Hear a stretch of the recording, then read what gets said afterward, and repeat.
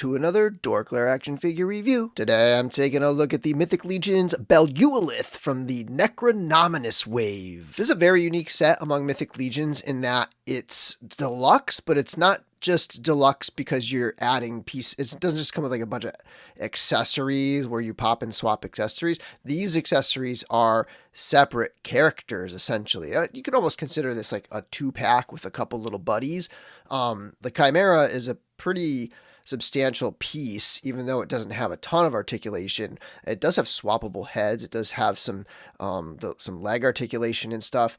Belualyth is one of the children of Necronominus. She is a ghoul, and she commands skeletal beasts, essentially, including the Turpiculi. So, like, they are at her command in this war. So it's a very interesting character. Some really neat stuff going on here. So let's get into this review. Okay, zooming in on Belualyth and her rotted head sculpt where the nose is missing. And then she's also got the stuff over here on the side where flesh is just falling away. That is sculpture. That's not just paint. It is sculpture.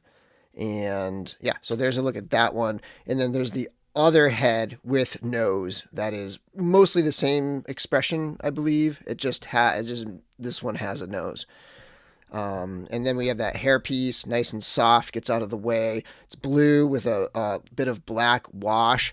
The other one, there's two and they're identical. And I think it's just a matter of just two heads, even though the heads, you can take them out and these are swappable. The hair, as far as I can tell, the hair is identical. One of them has a little more wash. I'm sure that's just paint variation, batch variation or something. But this one here has a little more of that black wash on it. So it just, a little darker kind of look. Getting into the torso and arms, we got some mismatched sides here. This side has the armored arm with those, like the evil style bracers, and then this side has the bare arm with the more like regular or good bracer. There's not a lot of paint here, which is kind of like, it stands out a little bit because this is so well painted and all the like accessory creatures are so well painted. I do wish there was a little more paint detail in all of the armor, but it gives her a darker look this way, right? Like it gives it a more just like a more evil look to have no ornamentation on it, right? It just kind of makes sense. But just as far as like visually interesting, I personally would prefer more, maybe some weathering, maybe some grime or something like that. But going into that belt, it's all one piece or, pieces all glued together, but we've got a hand, skeletal hand over here. We've got skull of some small creatures, finger over here, got a little chain hanging down, what looks like a whip. She is a beast master, so taming the creatures.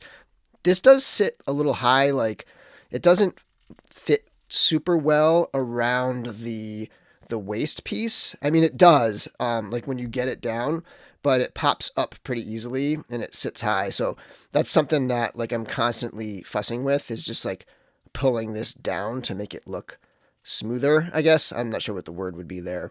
We do have some cloth goods, very reminiscent of Artemis Silver Cord 2, that green, sort of earthy green there. And then it's got the skirt and the loincloth. She does have matching legs. So she has the bare legs, but they're painted black.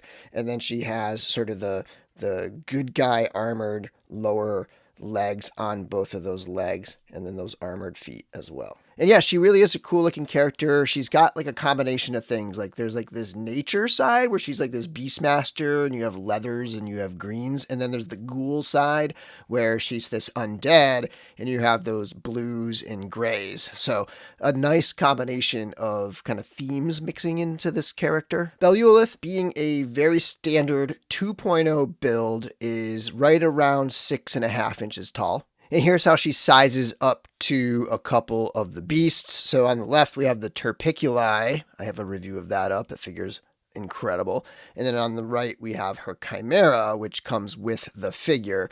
And you can kind of get a sense of what this character is all about when you put her with her beasts. Here she is with a couple other wave mates, Maxilius the Harvester on the left, Gideon Heaven's Brand on the right. Next, here she is with a couple other 1.0 figures, the Valiant Knight on the left and the Skeleton Legion Builder 2 on the right. Here we have a couple 2.0 figures. We have a Kit-Bashed Goblin on the left and Thrace Wraithhailer on the right. Bringing in some other lines, here's Belualyth with the Frazetta Girls, Tigra and Darkwolf from Fire and Ice. A couple Mezco figures, King Conan with the Barbarian set cloth tunic and sea jessam pants on the left. And then we have Gomez with the Samir Scroll Warder cloth goods from Mythic Legions on the right. Here we have a couple larger figures, more of a true 7-inch scale. This is the Masterverse He-Man. It's a kit bash I did, and it's got a custom head sculpt from Monster Machine Creations with that was painted by Eric Miller, EM Custom Parts. And then on the right, we have the NECA Ultimate Dungeons & Dragons Warduke.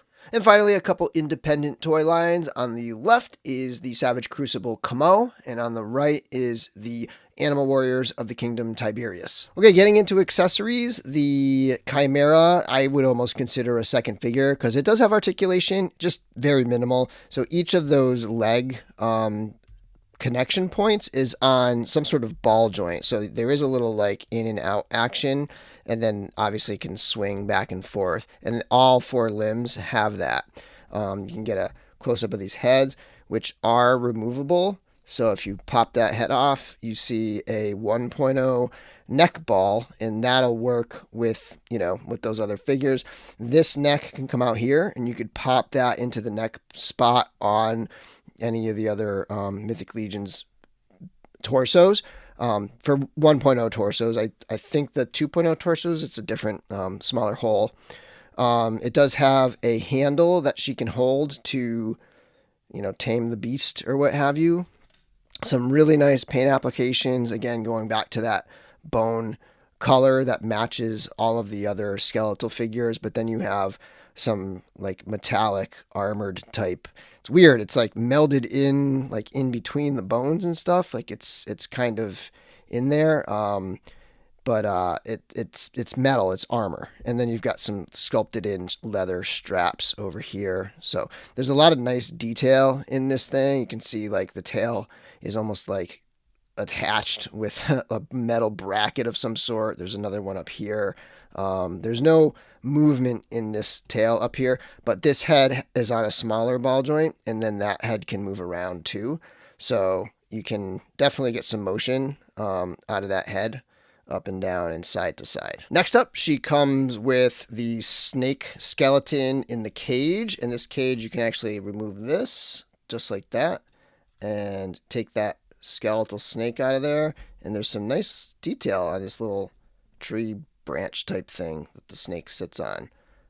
So we've got that kind of shiny wooden, almost refined piece of furniture essentially, and then you have this like very gnarly branch right there, and then the cage is painted in a gold, and then there's a look at the snake. There's no real paint detail to write home about, just one solid color, but that can kind of sit, I guess, on the branch like this, and then you can pop this right back on top, and you've got your snake in the cage. And then that goes onto this piece here, which pegs into her back like any other back attachment piece, and this just hangs from that piece just like this. Then we have the skeletal vulture looking creature here, and it's fairly soft. Like I'm not too worried about this thing breaking too easily. Obviously I wouldn't push it, but it doesn't feel like it's just like hard plastic that's going to snap. And you can see there's a little bit of detail on that bracer piece that it goes on her arm.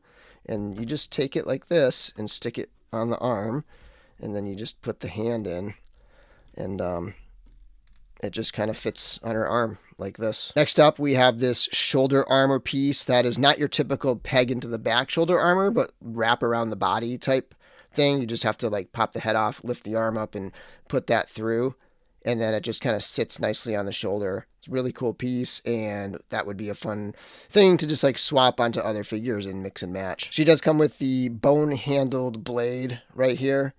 Pretty gnarly piece. We've seen this a whole bunch. This one's painted really nice. Like that's one of the things. It's like this piece is painted has more paint hits than her torso, you know? Like, I would have liked to see a few more details on her torso. And then, like I said, she comes with 2 heads. This is the one with the nose, and these heads are, you know, the hair is removable, but there's no real need to remove the hair. Just, I mean, they're separate in the box and stuff, but, you know, maybe you could find another figure that's somewhat compatible with it. I did check out the Ghost of Christmas Past, and they have completely different, they basically have reversed male-female ports, so, like, it just would not work unless you do some serious carving away and customizing to get that to work. But I haven't checked all the other figures yet to see, like, which ones have the hair that can mix and match with this one. And then she does have 3 sets of hands. So she has this pair of hands that's gesturing that I just kind of have on the figure.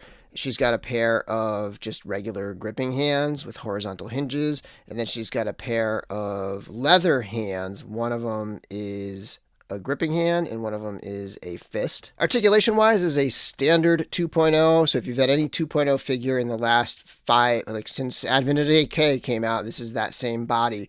The head can look up a little bit. The hair is going to try to pull up when you do that, but you know, you can look up a little bit like that, and then you can look down, but the hair is malleable enough where it can, you know, you can kind of move it around and not worry too much about the hair getting in the way because it's nice and soft. At the shoulder, the arm can swing up to about this far. One thing about this armor piece is that it extends off the end of this bracer, and then it can get kind of like hung up on that elbow piece there, and so it's kind of always like getting into contact with that. So instead of going back this way, I would bend the elbow and get it to the back and then bring it backward like that, because you kind of want that pointy part towards the back, right? The arm can swing all the way around, and then you have a single jointed elbow, comes to 90 degrees. There's a twist above the elbow. You can twist it at that forearm, twist at the wrist, hinge at the wrist, and then we have that upper torso articulation that can crunch forward and back. So we got that double ball top of the torso. The waist on these is just a twist. It's just a straight peg. There's no ball joint at the waist on those. And then we have the legs that can kick forward out to here, then go back quite a bit out into the splits. There's a twist at the top of the leg. It's like way up there. It's kind of hidden. Then you have the knee joint that comes up not even to 90 degrees. There's a twist below that knee. There's a twist at the ankle, a hinge at the ankle, and an ankle rocker. So again, standard 2.0 articulation. For some swaps, I'm just going to show these heads on the Terpiculi. So here is what that one Chimera head looks like on there, and it just blends in nicely. Like that totally could be the head on this creature. And then there's the other Chimera head on there. This one, the ball joint is towards the back of the head, so there's really no looking down. It can look up a bit, but there's not really any looking down because it's towards the back. So, but still, it looks pretty good. Like I think that totally blends in perfectly with this Terpiculi body. And it's just, you know, the weirdness of it. And you can kind of mix and match all these different heads with it. And then finally, what you can do with the neck off the Chimera is you could plug that into any standard 1.0 torso and make a 2-headed creature. So this really makes a lot of sense for the Terpiculi. I think these crazy abominations are, you know, perfect for the 2-headed approach. So that's what it looks like, a 2-headed Terpiculi. That'll do it for my video. This is a really cool set. Lots of sculptural detail to check out. I know the figure itself is a pretty standard 2.0, but really the set is all about all the extra, you know, bone sculptural details going on with the Chimera and the little vulture and all that stuff. Very cool set. Anyway, thanks for watching my video, and until next time, may the Force be with you.